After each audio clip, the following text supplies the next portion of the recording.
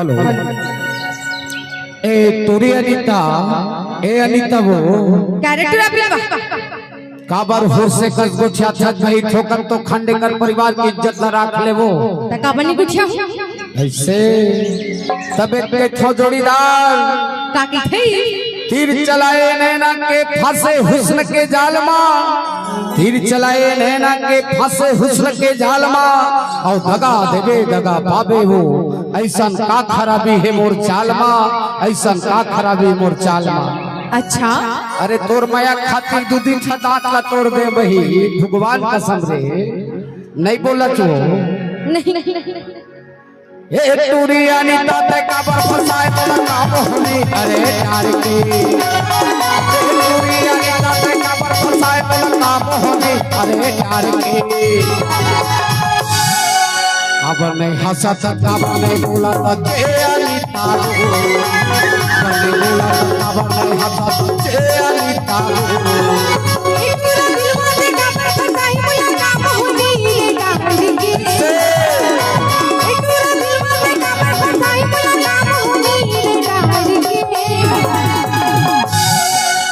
काबर नहीं भागत काबर नहीं जावत जी मारे काबर नहीं भागत काबर नहीं जावत जी मारे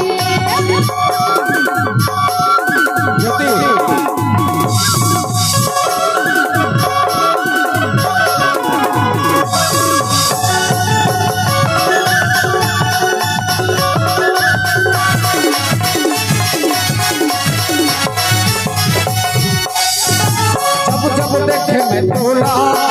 पूरा में बुरा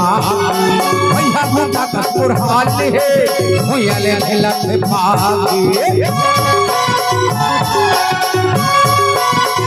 जब देखे मैं तोला पूरा में बुरा भैया भूता का पुरहाल है भैया ले लत भागी फंसाए बोला अरे डारे फंसाए अरे यार अब नहीं हंसा तब नहीं बोला अनीता नहीं बोला तब नहीं हंसा अनीता